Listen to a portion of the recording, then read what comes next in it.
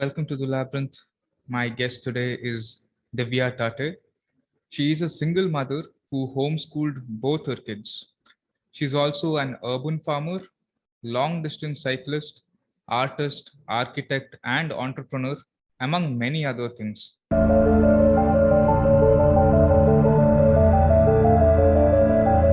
Divya, welcome to the Labyrinth. How are you? How are things? Thanks, Pratham. Thanks for having me here. I'm looking forward to this conversation. So, how is life in Pune right now? Right now, Pune is it's interesting. It should have been hot and dry, but it's hot and humid instead, which really makes me uncomfortable in this heat. And I can see the effect on the trees and the flowering and the output also. The mango crop, for example, which everybody is waiting for, has also got disturbed by this humidity. So, yeah. Okay. Has it started raining yet in Pune? It shouldn't start raining till the first week of June. Hmm. So what we're having out here, this humid, overcast weather is completely, it's pre-monsoon like, but it's 1.5 months too early for that. So we're Okay. worried. I just spoke to somebody else in close by, about 100 kilometers away, who said it poured over there yesterday. Yeah. So it is unusual weather. Yeah. Same here in Mangalore. And when it starts raining early here in Mangalore, people start cursing the rain because if it rains in April, the very next day it will get even more humid, and people hate that. Yes. Yeah. Yeah. Yeah. And it disturbs the crops so much, especially Okay. those that are as close to natural farming as possible. It disturbs even more. Hmm. Yeah. So let's talk a little bit about farming itself. Why did you, when did your interest in natural farming begin? I started I became an urban farmer Hmm. in 2000, I think. 1999, 2000 is when I was introduced to the concept of urban farming and growing your own vegetables and things in your own garden, however small or big it may be. So that was when I started doing urban farming on my terrace. And I used to recycle my kitchen waste and put it into the soil over there. And so, I would work with about 6 to 9 inches of soil, and I grew all kinds of crops in that on my terrace. Later on, I had an even bigger terrace where I grew papaya trees. I had bhindi plants which were 8 feet high. The papaya tree was something that everybody was like really crazy about, because it was literally 9 inches of soil. So the roots obviously moved horizontally, but it gave me papayas over 3 or 4 times for 2 years. Finally, we had to cut it down because it was top heavy in 9 inches soil. It was becoming worrisome. So that's how I started doing it. And then as I started doing this and exploring, the Indian countryside, I came to know more and more about what goes on in our farming practices outside. I learned about the Green Revolution, and I had a chance encounter with Vandana Shiva. I heard her speak at a farmers' gathering in Rajasthan in 2001, I think. So all these things sort of started happening together, and that's when I came to know about how much poisoning takes place to our food, to our land before it comes to us, and that we're taking it in. So my desire to grow my own food was obviously increased. The desire to source other people who are growing naturally and network. So for about 20 years or so, one has been a part of this natural and organic farming network in Pune, supporting it as consumers, if not just as like bringing my own product, but that even for us consumers to start supporting people, farmers to grow naturally is essential.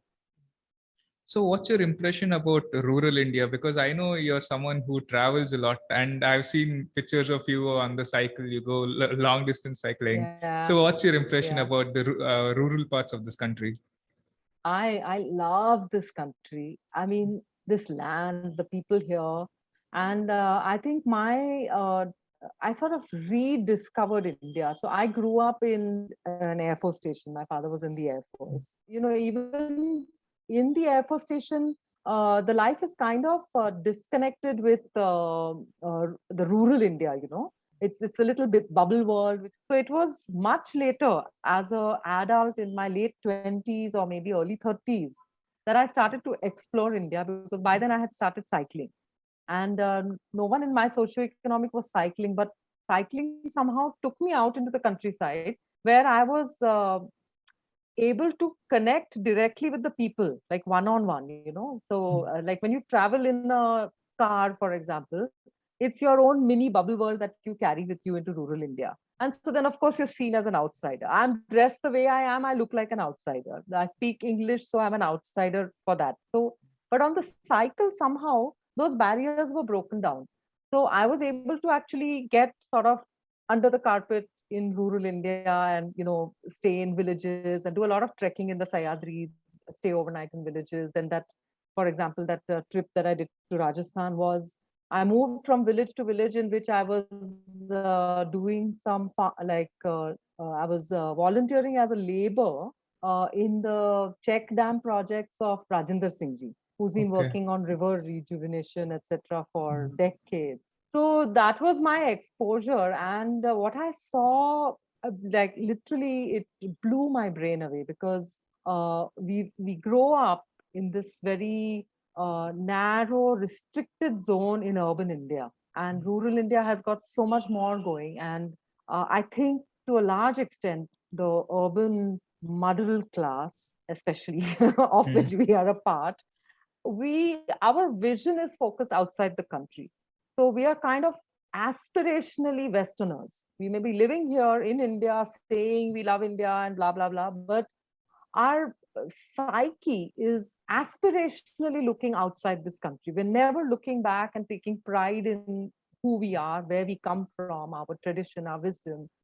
And so getting exposed to rural India for me was, I mean, it was so good to connect and have a sense of pride in everything that goes on in this country, how rural India lives. We talk about density of population, but uh, the people of this country who live out closer to the land, they have a generosity of soul that you can't explain it. You have to experience how they have so little, but it never stops them from giving back, giving to you. We can't give back, but giving, just being generous with everything that they have.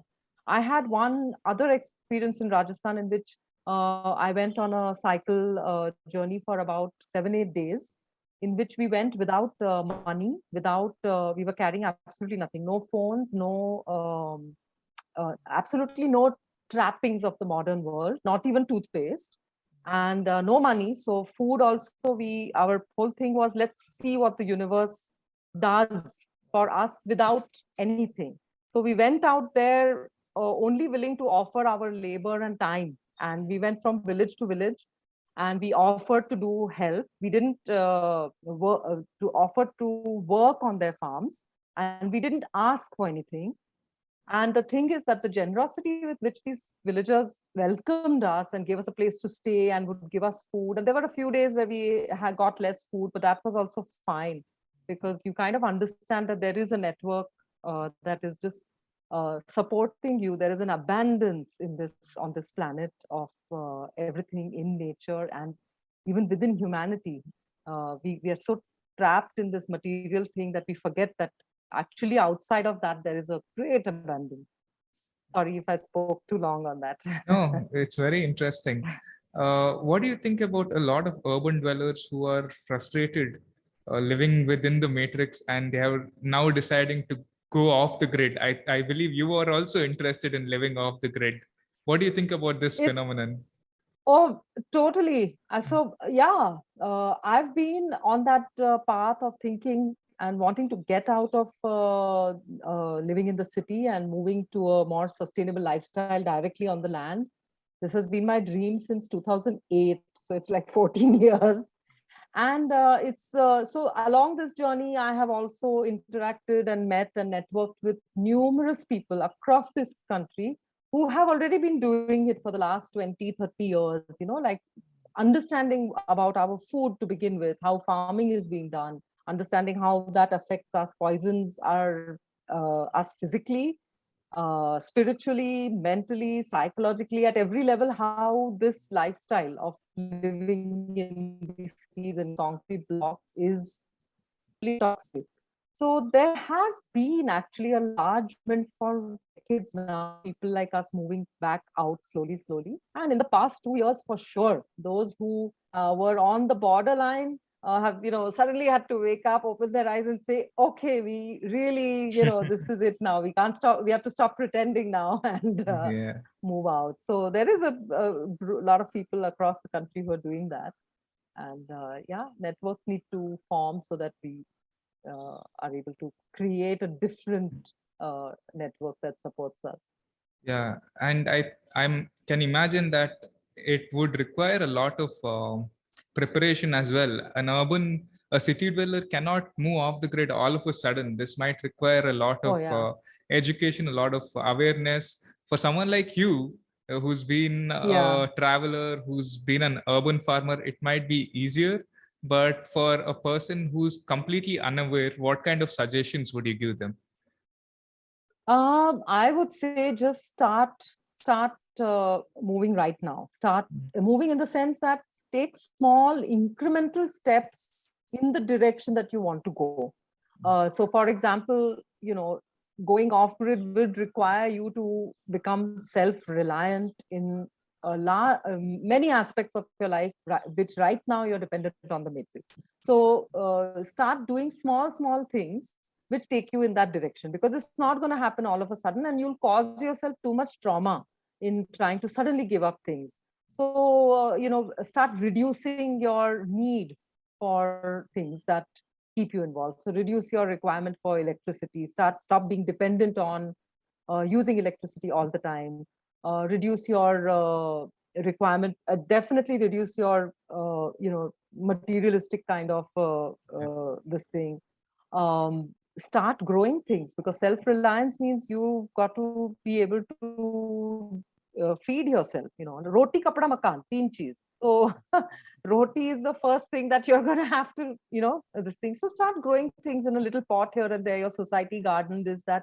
Start growing food so that you understand what kind of efforts take place. There's a huge learning curve that you'll have to go on with that in mind. And for sure, I think physical activity is also essential in that, for people to start uh, working working out physically far more, because self-reliance may that's going to be necessary. If we become soft, we've really lost our uh, I don't know, we've lost our entire physical sort of persona as we should have been in nature. In nature designed us to be physically active 10 to 12 hours of the day, maybe. No intense thing, but like, slow ambulatory movement was a part of our life. So we've lost that. A large number of our health problems are because of that. So start moving towards that slowly, slowly. Definitely, we need to become physically stronger to be able to get off grid. It might be very hard, especially for younger people who are hooked to social media, who are hooked to their cell phones, and Oh, they get more well, blue light than sunlight. So for them to get oh, out, absolutely. Absolutely. So that's the first place to start, Mm. to start.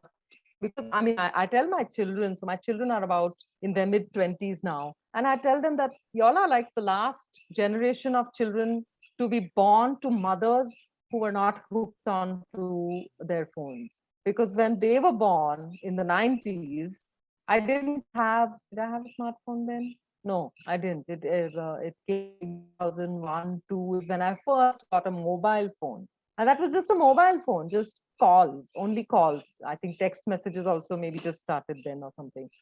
So their growing years until they were 10 or to 15 years old, I didn't have a smartphone. So all my attention was on them. All my capabilities, I had 24 hours of the day to utilize in doing things rather than just sitting and scrolling it.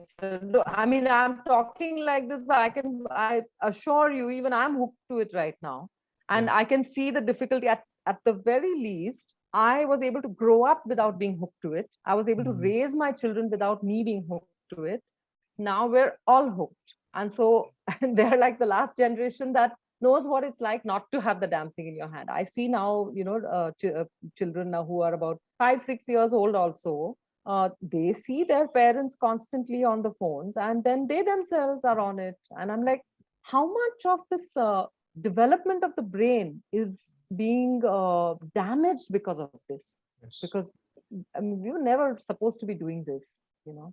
We were meant to So, be and it's going to, outdoors, especially children. They were meant to play outside and work outside. yeah, But yeah, things got worse, especially during these past 2 years because of lockdowns. Kids, I mean, kids were indoors. They barely got yeah. any Oh sunlight, God, no physical activity. yeah, Can you right, imagine how right. lazy they must have been? Trauma, I think, the bunch of children who've just gone through that, children, young adults, everybody, really. It's a trauma that we're all going to have to recover from. And we're going to have to make a conscious effort to move away from everything that was forced on us and everything that we have now sort of made a part of our lives, you know. So, yeah. Yeah, I mean, children's education is also becoming a huge issue. Fortunately, you have figured a solution for this. You have homeschooled both your children. How was that Yes. journey? It was a very, uh, it's it's a it it's a little scary. Mm. And for me, when I was thinking about it, when I even before we actually took the decision, uh, it there was anxiety, obviously. Our homeschooling journey, just to fill in your listeners on this, started. My children went to regular school till they were about 9 or 10 years old, and I was a single mom. I had in by 2001, I was already divorced with two kids who were about 3, 4, 5 years old, and I was raising them as a single mom. So I didn't really, in the beginning, I didn't think I had a choice about not sending them to school. So they went to school, but we did a lot of stuff outside of school, and a large part of their learning and evolution and growth happened through activities that I did with them. So my thing was, I have brought these children into this world, and the responsibility is mine. So outsourcing the responsibility is the first thing that we've got to think about as parents. And though I was sending them to school, we were spending a lot more time together doing other things like trekking, cooking, doing art and craft activities, even just going to my parents, for example, and gardening with them, and a lot of exposure to other things. Then by the time they were about 9 or 10 years old, I had been looking at the education system where they were going. And I was an involved mom who used to go to school and help with the whole school group, reading in the library and stuff like that. As you can see, I have a great fondness for books. My children grew up reading. But then I started seeing how the entire institution of education is not designed to foster the well-being of children. The institution, and it had reached a point where more and more it was obvious to anyone who looks at the way things were happening in this was in the year 2007 and 8, that educational institutes are popping up every neighborhood has got a new school coming up, there's a new kindergarten. So I'm like, how are they creating and how are they fostering the growth of children in this? And then in the school in which they went also, I could see decision making being done which had nothing to do with the well-being of the children. And like I said, I was already in that state of realization that if I have given birth to children, it's uh, the responsibility of their well-being is mine, and I'm not going to shirk that or outsource that. And what happens with most parents today is that without thinking, because we're on this kind of a track where there's a whole lot of society, everything around us sort of establishes these default buttons. There's like these age appropriate behavior and this default button that you're supposed to go to school by the time you're 5 years old. If a child is 6 years old and not going to kindergarten, the whole neighborhood and your relatives and everybody will be asking you, why haven't you sent them to school yet? So it's a default button. Without thinking, you're supposed to do it. Then you finish school. By the time you're 16, 17, now your next step has already kind of been put in place. That so it's literally like a railway track. वो track है, तुम गाड़ी पे बैठो और तुम जो वो ट्रैक पे लिखा हुआ है, जो स्टेशन आता है वो करते रहो तुम. So by this time I was starting to realize that like there is something wrong with this. And so I started to consider that why do I have to do this at all? If this is such an unfriendly, not incompassionate institution, then what am I doing sending my children there for 8 to 9 hours daily of their growing years? And then thankfully, I was exposed to people. There's one person called Jinan KB, very, very connected person with his intuition. He's been doing a lot of work around learning with children, observing them, understanding how they work. And I was fortunate to hear him speak. And with him, I had sort of listening to him. He had some friends brought him home to my place, and listening to him speak helped me to make a snap decision that for sure there is a whole world out there. Once I remove them from this train track, we have a whole world to explore. And the main thing is to stop being fearful of it. We need to know that there is so much more out there, and nothing is out to kill us or extinguish us. We can get out and figure it out for ourselves. And I was also fortunate that in Pune at that time, there was two, I think at that time it was very small. There were maybe 2 or 3 other families who were also not sending their children to school. There were unschoolers, home learners, different things. So I talked to them about my questions. And I know after that, we 3 of us actually got together and formed a core group of Pune homeschoolers, which grew in no time. And some years back, we established Swashikshan, and your listeners, those who are interested, can Google this and find it. So a group of homeschoolers across India formed a website called Swashikshan, where we share information, share journeys, share things. And once I took the decision to take them out from school, it was not just me. That decision had to come from my children also. So we took a year of struggling where I knew that that we could do this, but they needed to be also sure. And they were about, like I said, 10, 12 years old. So I needed them to be on board. It had to be kind of a joint decision. And then all 3 of us decided that we're getting out of school. And after that, like our journey has been like amazing. I call it what I would call home learning, because my own learning expanded like mad after we got out of school. We took some time to go through what I would call a transition phase, in which we sort of tried to unlearn that that default settings which are implanted in us. Now they're really strong, so it takes time to unplug from that. Unplug from it psychologically, so you're not constantly thinking in the same way either. Your perspective has to change as well. So we took some time to do that, and then we sort of came to the conclusion that the main thing we have to focus on is intuition, because one of the things that I found that schooling damages, or rather disassociates humanity in through schooling, is it disassociates us from our intuition. And nature, it disassociates us from everything in nature. It kind of creates a disassociation between us and how we were supposed to be in nature. So to give you simple examples, we were designed in nature to have a very strong sense of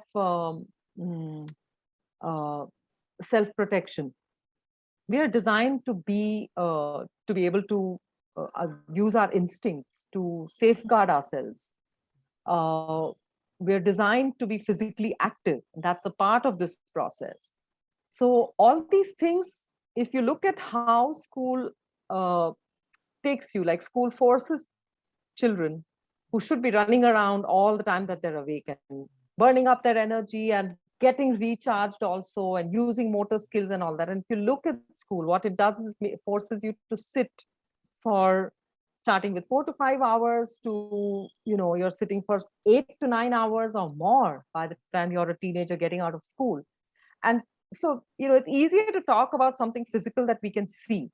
And you can see this when you try to get children to sit for 4 to 5, 3, 4 hours, they rebel against it. They misbehave because they're still close to nature at that time. And their nature is telling them that this is wrong. They're not supposed to be doing that. They're supposed to be exercising their motor skills. And then, so then we start forcing them and we start doing things. So that process is the one that kind of forces children to stop listening to their intuition, because their intuition is telling them to get up and move. And then there's an authority, there's an authoritarian voice from the outside, whether it's parents or whether it's the school system or society, telling them to stay still and stay in one place and stay put and listen. And at some point, that authoritarian voice manages to break them down and forget that inner child, forget that intuition, which was that instinct, which was telling them how to be healthy and how to be in nature. So, and this applies to almost everything that in school. This physical thing is something that we can see in front of us.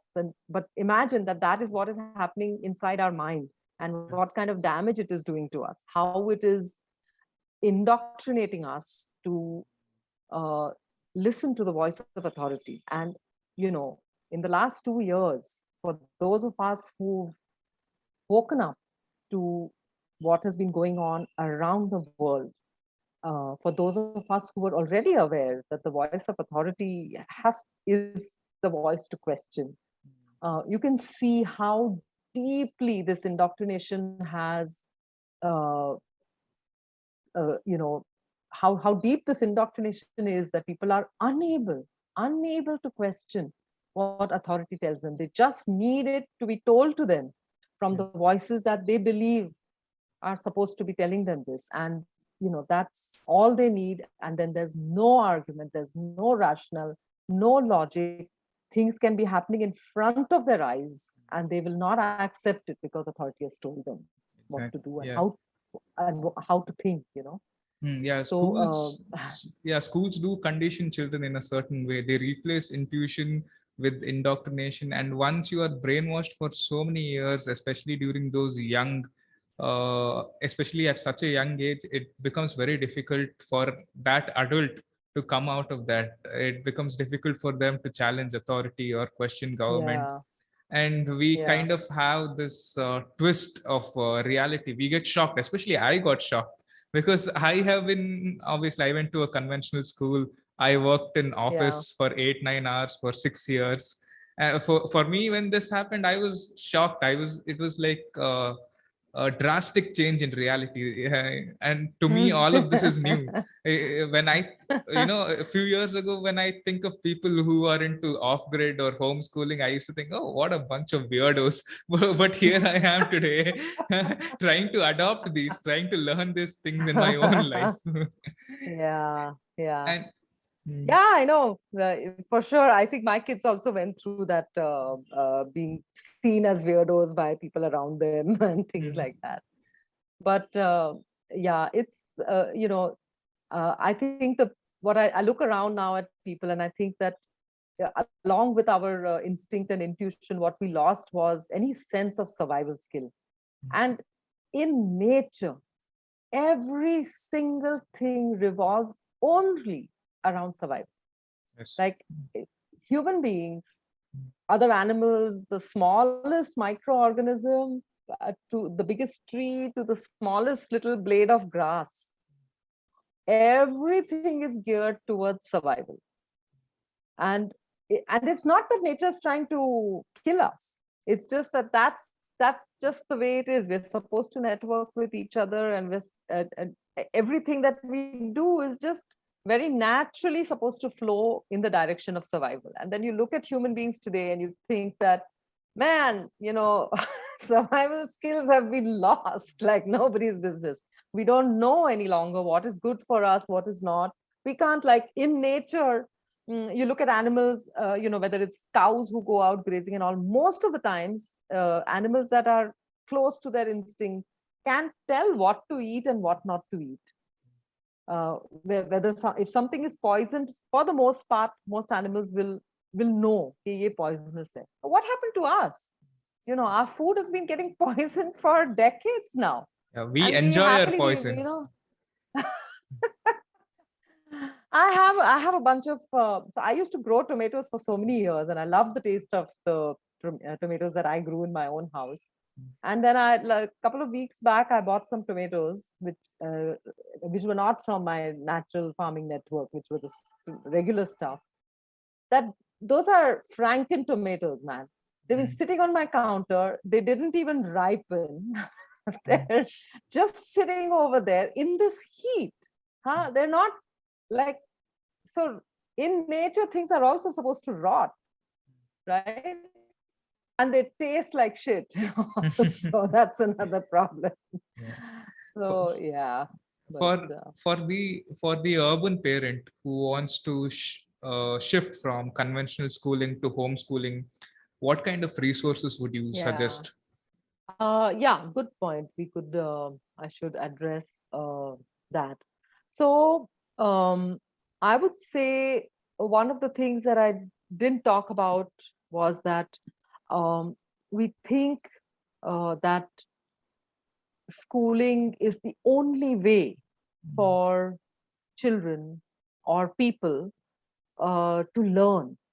Now, that's the first fallacy that you need to sort of, discard, because schools are meant to teach, but human beings by nature, we are designed to learn.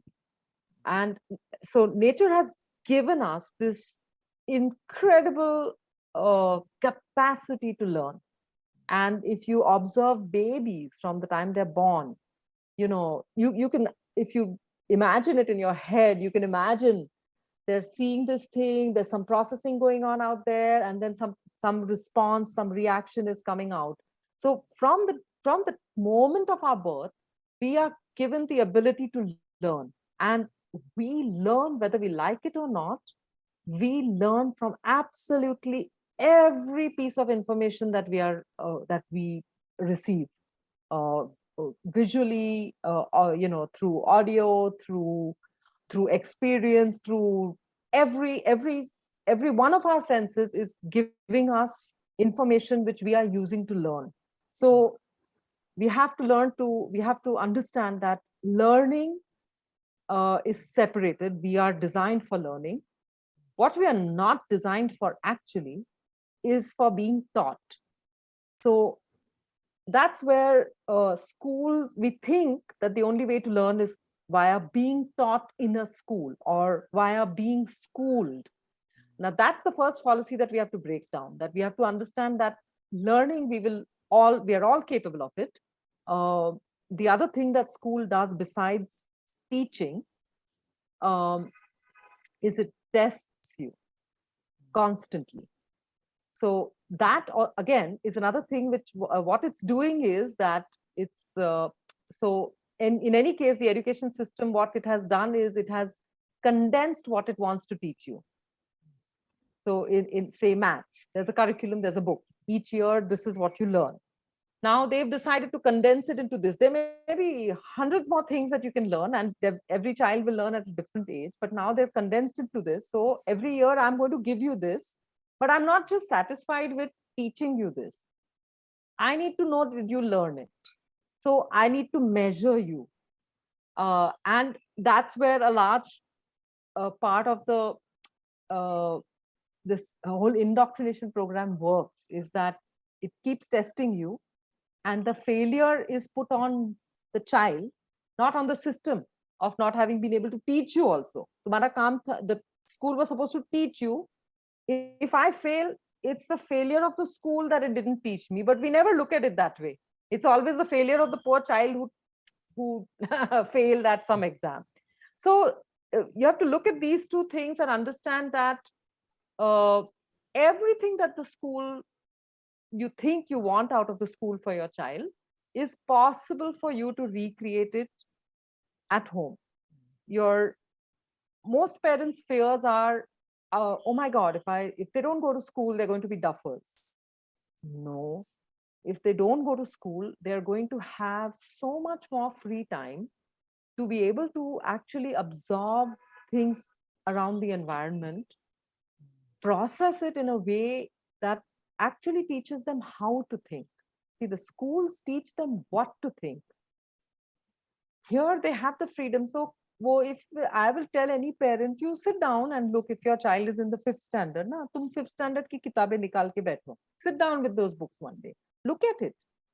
Is there anything in that that will take more than a couple of months for your child to learn? But you're sending to school for a whole year, day in and day out, to learn that stupidity which is in those books.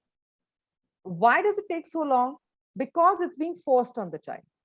So the moment the child is free to learn what he or she wants, their capacity to learn, to deep dive into a topic and to take that learning to a next level, it expands exponentially. So with my kids also, in that 1 year in which we did the transition, I said, no curriculum, no nothing, no structure. We'll figure out even about waking up on time, making sure the children are sleeping enough, or eating well, getting enough outdoors, enough exercise, all these things. We'll just focus on doing all those things and we'll see where we go. The main thing being that the children need to reconnect with their intuition. Whatever damage has been done with those 5-6 years of school, we need to undo that before we can move. And then I gave them the opportunity to figure out what interested them. And what I observed, say, I told you that for me, my learning also went up. So I learned about my own ideas, all this now, what I'm saying now after so many years of doing this. At that time, I didn't know any of this. At that time, it was all experimentation and stuff. And so I would tell parents also, just let go of any demands from your children. Let go of any ये बड़ा बन के engineer बनेगा, बड़ा बन के ये बनेगा. Let go of those things. Let them figure out what they have to do and think what you want for your children. What you really want for your children is for them to be happy and healthy. Now, happy and healthy will come through them finding themselves. So let what they do in life, whether their profession is not who they are. So they'll find something to do. What are you worried about? So they need to go down to what worries them truly about removing their children from school. Is it the worry that your children won't earn, they won't be able to feed themselves, they won't be able to do this, that? Then that you need to reassure yourself, because those are the parents' fears. That's not what affects the child. Those anxieties are the parents. They're yours, not the child. So let the child figure out their life for themselves. And across the board, poor and middle class people go through homeschooling and survive. So no one is, it's not that this thing. And so with the children, what I found is that my learning was that when there was something that they wanted to learn, they would chase it with all their time and energy on their own. I never had to say anything to them. The moment it was something which I said, ye to kar lo, at least learn this, or at least do this one thing. You're doing 10 things of your own choice. Do this one thing that your mother is asking you to learn. Oh, I would have such a struggle. That would be a struggle. Me just trying to tell them to learn something for me would be a struggle. So, and this is what happens in school. See, there are some children in school who happily learn, happily do well in maths and whatever it is that people want their children to do well in. But 80% of the kids, I mean, I'm just saying 80% of the top of my head, but large number of the kids will be unhappily forced to do something that they don't want to do. So, and then that's where the struggle and that's where the conflict starts. And that's when, you'll have to call in therapists when they're 20 and stuff like that. So this is what I would tell urban parents, just to kind of recap, is that first of all, sit down with yourself and rethink your own parenting. Does your parenting have any demands on your children? Then you need to let go of those. uh, what were your expectations out of school? Think about them, like really deep dive to think why you wanted to send your children to school. And then if you find yourself answering things like for convenience, or because I have to go and do my job, then where do I leave my kids? Then you know that you're you're not focusing on what the child needs. You're These are your needs. You need to find solutions for them, find some way in which you can do this. Look at your own lifestyle also. Parents need to re-examine their lifestyle. You've brought these children into the world. Do you really, both parents need to go working? Eh, why is it not a priority for you to be with your children, to spend time with them, to do things with them? So figure it out, take turns. Everybody doesn't have the luxury of, say, quitting a job. A large number of homeschool families that I know of, for sure, the parents also undergo lifestyle changes where they let go of large volumes of work, are a little more selective in what work they do, so that they're able to have flexible time with their children, spend time with the kids. And I think it's a good time for young parents to be thinking about this, especially if you're also thinking of off grid. The other thing to do would be, what you need really is community support, a network of like-minded parents, other children. It's not easy, but they are out there. So go out and find them, find other people who are doing similar things, and you can share resources. This was some of the things that we did back then, 10, 12 years back, in which we formed a group of parents who would get together every now and again, so that people like Pratham won't think, oh, weirdos. So that or at least these weirdo children will have other weirdo children with whom they feel safe to be weird. uh, there's a lot of parents have this fear that their children will be left out, or they will not be able to earn in society. And if parents have that worry, like Hmm. okay, my kids, when they grow up, they may not be able to go to a normal college. At least the schooling, fine, I'll homeschool them. But what if they reach 18 and they want to do engineering, or they want to go into medical? What kind of solutions can they seek? So, just to tell your listeners, my own journey, both my children made very, very different choices. Uh, After a couple of years that we were there, I basically told them that, look, uh, just for the sake of paperwork, if you want to travel and you want to apply for a visa, it would be good for you to have a 10 standard pass, that stamp on your education profile. So do the 10 standard exam. Now, when you consider how much effort is put into passing that 10 standard exam, 16 years, children Yeah, go to school morning to night. yeah. Now, you tell me, out of those 16 years, if you had been allowed to play for 14 years, 15 years, and do nothing, learn nothing, in 1 or 2 years of sitting down as a 14-year-old, couldn't you have passed that 10th standard exam? Absolutely, yes. So, खेलो पहला 10 12 साल 14 साल, let them do whatever उनको सीखने का होगा, सीखेंगे. If they don't want to learn, they won't learn. When they need to do something, they'll learn. So we have seen this amongst unschoolers in our community, that there have been a lot of unschoolers who didn't even teach their children how to pick up a pencil and how to make a single alphabet. And when they reach their teens, some of them who wanted to do something that required writing skills. One wanted to write a book. One wanted to do write a play, I think. So they wanted to express themselves using language. That's when they went out and they learned a language. Now, learning a language as a 14-year-old with a high ability to learn. See, the learning skill went on for 14 years. That ability to learn went on. So as a 14-year-old, wanting to pick up a language was no big deal. So they went out and then they immersed themselves in learning how to write. Not a big deal. It's not something that I think, but here what you do, kindergarten, that little baby can't even hold a pencil, jabardasti, pencil pakdo, फिर वही अक्षर बनाते रहो 100 times you repeat that thing. The brain is going dead during that time, mind you. Every time you're repeating that thing, some cells are dying. And then and then of course some children will manage, some will not, some will fall off the spectrum and be called what's the new one, dysgraphia.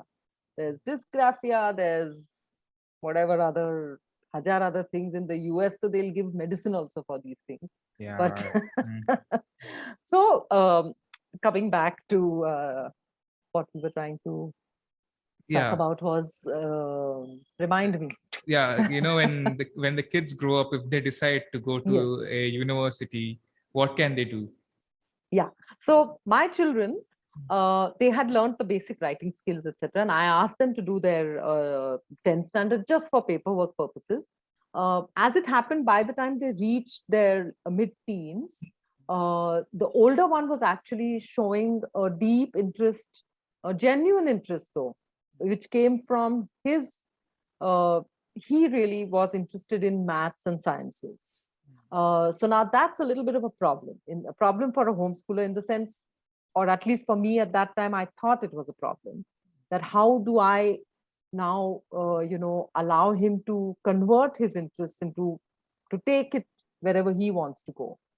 And so we had long, lengthy conversations, him and me. He did his 10th standard privately through some school under the IB board, under the IGCSE board. That is UK O levels. And he chose maths and sciences and he did very well. In fact, he topped in India on his, and this was with a couple of tutors and self-taught. Then after 10th, now the question is, now what do you want to do? Now I can't really do anything more with, like, I can't homeschool you any further than this. And in maths and science, if you like need validation, then you need to go back to an institution, educational institution. So we actually went through the process of taking admission to a college in Pune. We did all that, so much paperwork. So I'd warn parents that none of this is impossible. You can do whatever is required. So he went back, he got admission into 11th standard college. He went for 1.5 days and he came back, shocked with that whole process and how damaging it was to, like, he really was interested in these topics. And the college teachers were really designed to ensure that any kind of joy is taken out of it. So 1.5 days, he was like, I can't do this. And he came back home and said, I said, then I raised my hand. I said, okay, I've done what you asked me to go back to college. So I made sure that we, did the whole rigmarole and got you back in. And now if you quit, that's on you, because I can't do anything beyond this. Like, it's not in my hands.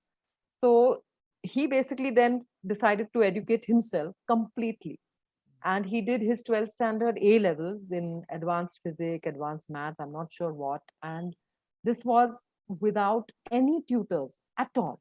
So in this wonderful world of the internet, he found himself the resources that he did. But see, he was completely self-driven. I was, if anything, I was a bit of an opposition to him, in the sense, like, my opposition was like, why do you want to do this? Why don't you just play your guitar? So, but this was entirely his desire to do it. So he drove himself to find what he wanted, do what he wanted, find his resources, do his research for where he had to give his exams, what he had to do. Once in a while, I was required to do a little bit paperwork. That's all. And he did his 10th standard exams also entirely on his own. Parallelly, I had other mothers whose children were going through their 12th standard and all that, who were suffering. Okay, no, I can't They can't go out, they can't socialize, they can't plan trips, they can't do anything because 24/7 they have to sit on top of their son's or daughter's head to make sure that they are passing their 12th standard exam.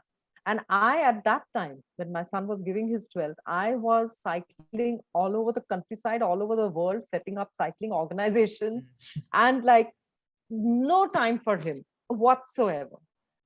And so he did his 12th. After that, he decided to go to the US and he did his bachelor's and master's in electrical engineering or computer hardware. And now he's working over there in that field.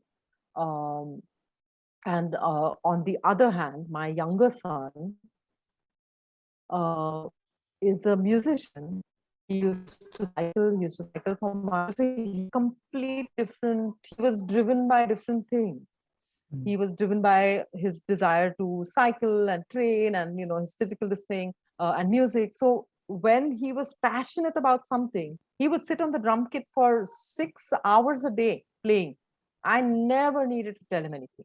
When he was into cycling as a teenage boy of around 13 years old, when he was into it, he would be the one getting up at 5 o'clock and waking me up to go out cycling. So I never needed to do anything. So parents need to realize this, that you have to let go of your own demands of your children, allow them to find what it is that drives them. If once you find that sweet spot, then they are going to figure out how to do it.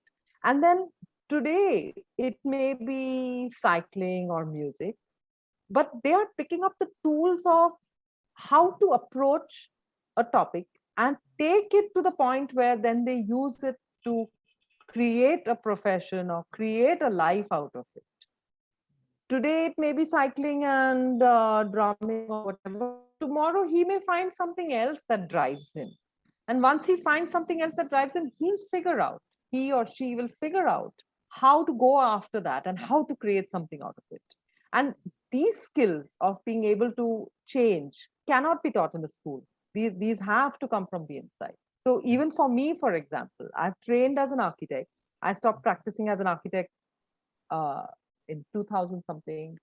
Then I was interested in my farming thing, but that was one of my hobbies on the side. And there was art and craft going on. I ran a studio. I worked at a horse riding school for a while. I've done writing. I've set up 2 cycling organizations. And now I'm actually in the process of at the age of 54 or 5, I'm in the process of learning in depth about farming, connecting with indigenous farming, natural farming, learning about the wealth that we have. And it is not easy. It's a vast topic, and I'm learning that because that's what I want to do. I'm driven to do that, and I found that when I have that drive, 16-hour workdays are nothing. Like I'll push and this is there in each of us. It gets beaten out of us in school. So you have to give each human being the time to find that which really, really connects them to their own core, to their intuition, and it'll come. So for parents who are listening to this, or young adults who will one day be parents, first find yourselves. And once you do that, you'll be more than willing to allow your children to find themselves. Yeah, a lot of Indian parents, unfortunately, they're not psychologically prepared to have children. And speaking from experience, the frustrating things about Indian parents is that they're always comparing their children to their cousins or to other students. Why didn't you get these many marks? And one of these common lines, like, I gave birth to you, I put you in a really good school, I spent so much on your tuition, why can't you deliver? It's so Yeah. it's so traumatizing for us as Yeah, children. I see that with a lot of young adults, that there is, I think that's something that young adults today, you will have to push through that. And none of this, that everything that we've talked about is a we're making deliberate choices of doing something which is going to be challenging. The rewards are astronomical, the rewards are fabulous, but we have to be willing to do the hard work. So whether it's pushing past your parents' expectations of you, society's expectations, family expectations, those are some of that is the fallout, that is the challenge. But the rewards are great. So, I mean, I think, I've taken hard decisions for 20 something years now, from the time that I decided to get a divorce, which was in 99, 2000 was the time that, with two really small babies on hand, I just looked at myself in the mirror one day and realized that uh, my life was not worth living. And that's how rock bottom things were for me at that point. I mean, I'm sitting over here today talking about so much, but all this transpired only because I really hit rock bottom. And I hit rock bottom and I realized that I didn't think my life was worth living. And something triggered in me that, here I am, I've brought two lives onto this planet, and I'm sitting here feeling this way. um there's That's not fair on them. I made that choice to bring them onto the planet, and now it's time for me to I have to take responsibility. I have to take responsibility of myself and them. And that was a bit of a turning point. It was a very hard decision to take. I had no idea. I had no idea how I was going to feed them, provide shelter for them, or do anything for these children at that date. But I realized that the only chance the three of us had of having a good life was to get out of that marriage. It was an abusive and whatever marriage. And the only chance we had was to get out of it. So, regardless of what came ahead, I had to make that hard choice. And I tell people sometimes, when that whole thing was going on in my head and I was trying to make up my mind, I felt as though I was in a pea soup fog from these from the UK books which describe pea soup fogs where you can't see anything beyond a few feet. So I couldn't envision my life. I couldn't envision anything beyond a day or two. And I still said, we take this decision. I found what help I could. I found the resources. I found the strength and the courage to keep moving. And this was then a theme with almost everything. I also broke with the allopathic institution around the same time, between the children being born and at this point of saying that no, this institution is another one that is designed to uh, make us soft. We look at popping pills. Why do people pop so many pills? It's an easy way out. No, I don't have to think about my health. I don't have to work to make my health better. I don't need to think about what damage I'm doing in my lifestyle to my own body and health. That some prescription is given, I go buy it and I pop pills, and so this pill popping thing makes us look for solutions. Okay, something as easy as that, give me some solution like that. I don't want to work hard.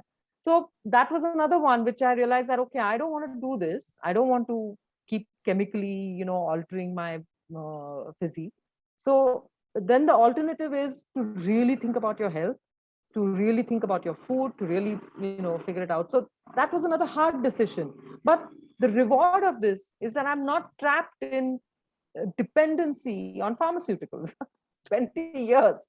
And I look around me and I think, God, why, this is the difference. The difference is between people like really wanting to make an easy choice, or making the hard choice and then finding the life beyond. You have to break through with making that hard choice. So even with the education, with each of these decisions, I've never regretted making the hard choice. If I have any regrets, it's of taking a soft decision.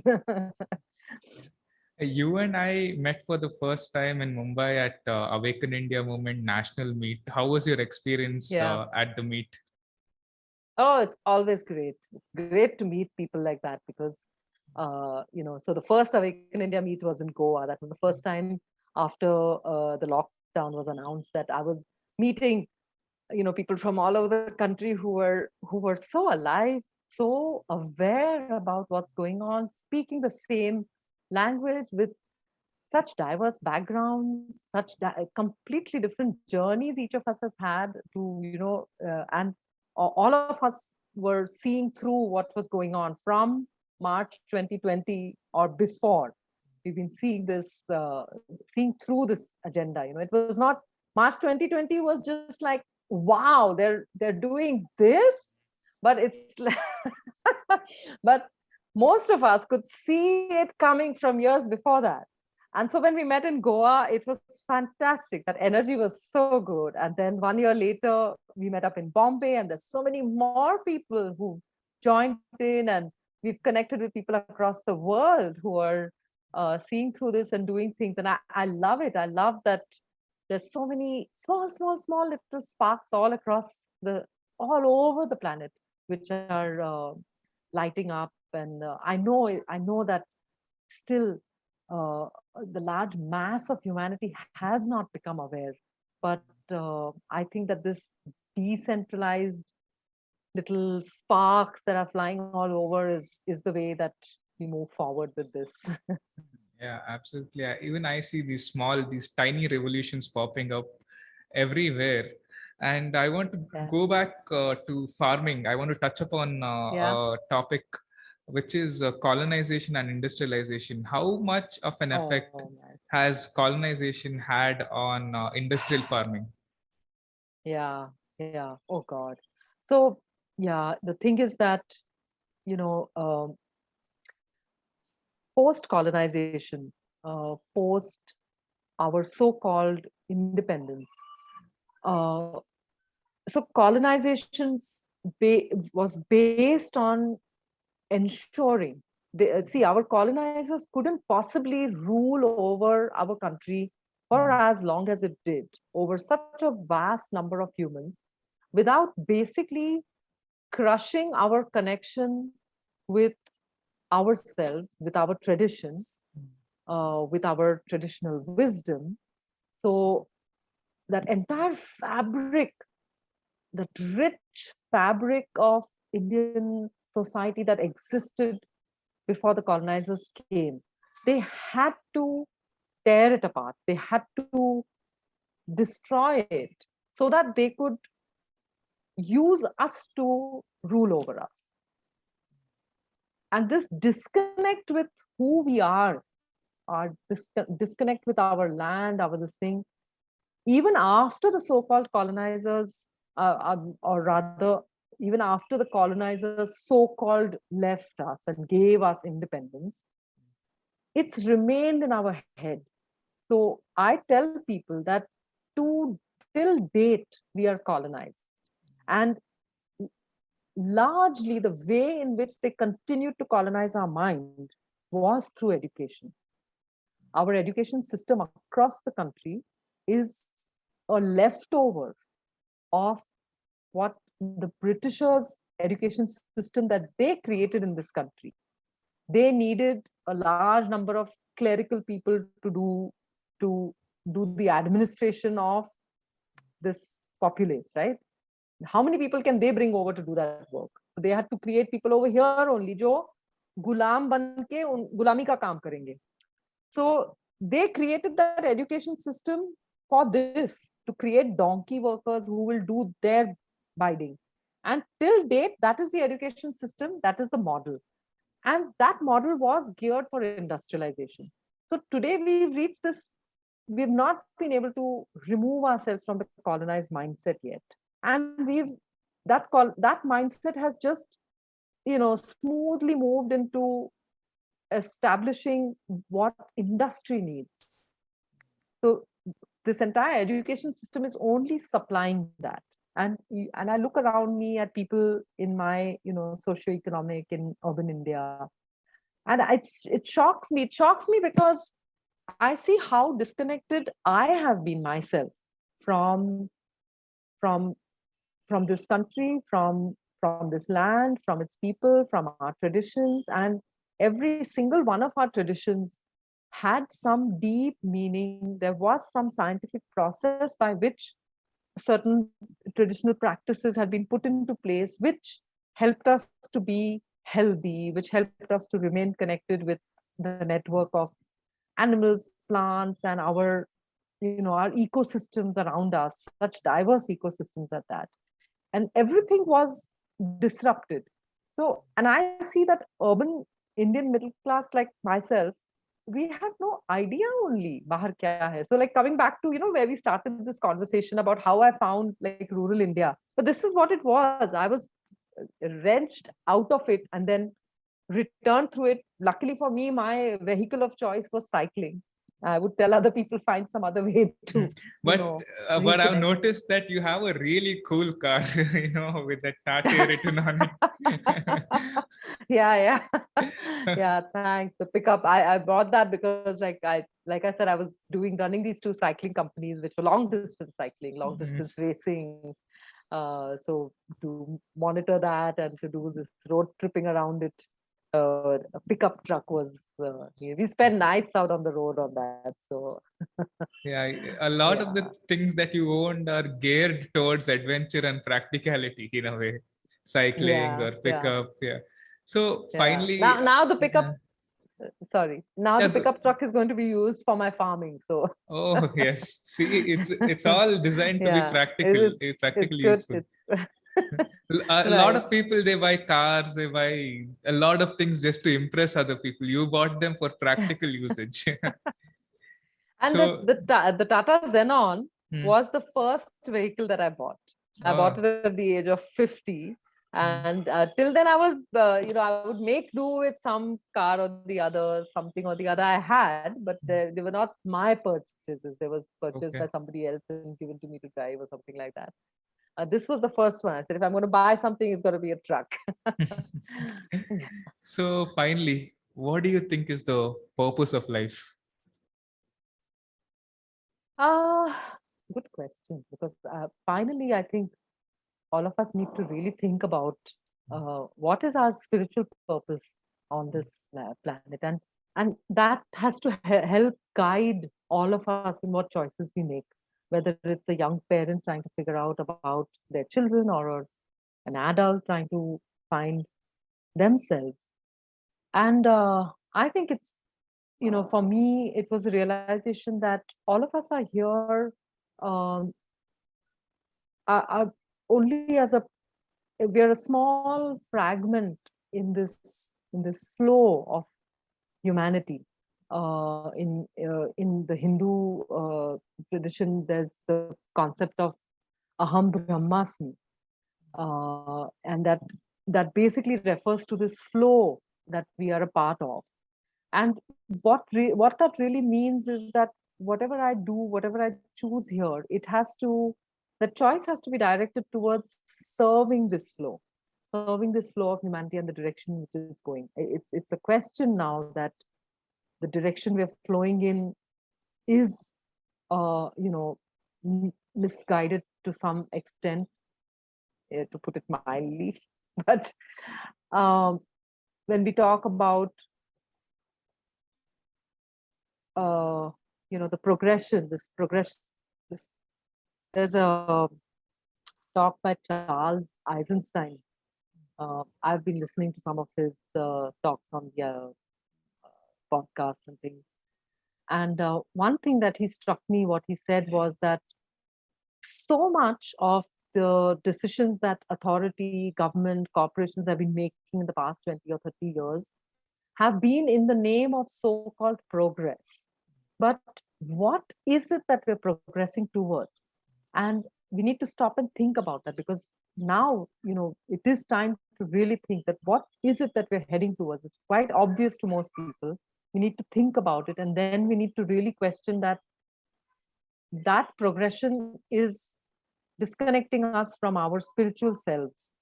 And so for most of us who are awakening, we really need to reconnect with the spiritual journey, with serving humanity at that level. I hope I've answered that question. Yeah, that was a wonderful answer. And this was a very valuable conversation. Thank you very much for coming on the Labyrinth. Thank you so much for having me, Pratham.